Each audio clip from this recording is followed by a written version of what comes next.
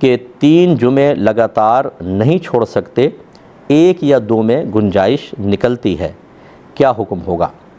تو ہم نے بتایا کہ اس نے اصل میں حدیث کو از خود سمجھنے اور اس کا نتیجہ مرتب کرنے کی کوشش کی، اور یہی بہت بڑی خرابی ہوتی ہے۔ جو جس فیلڈ کا ہوتا ہے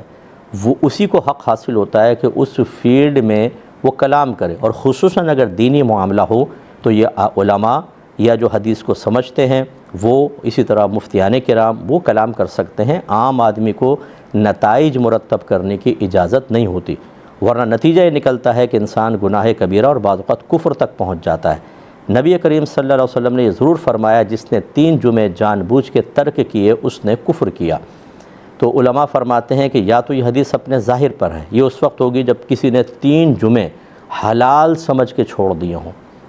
یعنی 3 جمعے کیا، ایک بھی اگر حلال سمجھ کے چھوڑے گا، یہاں حدیث میں 3 ہے، ایک بھی اگر کسی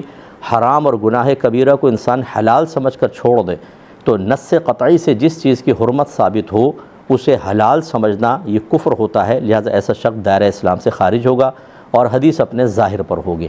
اور اگر ایسا نہیں ہے، کوئی حرام سمجھ کے چھوڑ رہا ہے، سستی کی وجہ سے چھوڑ رہا ہے، تو یہ کفر پھر ناشکری کے معنی میں ہوگا۔ گویا کہ نبی کریم صلی اللہ علیہ وسلم ارشاد فرماتے ہیں کہ جس نے 3 جمعے لگاتار چھوڑے اس نے بہت بڑی ناشکری کی۔ اس صورت میں کافر نہیں ہوگا لیکن گناہ کبیرہ کا مرتکب ہوگا۔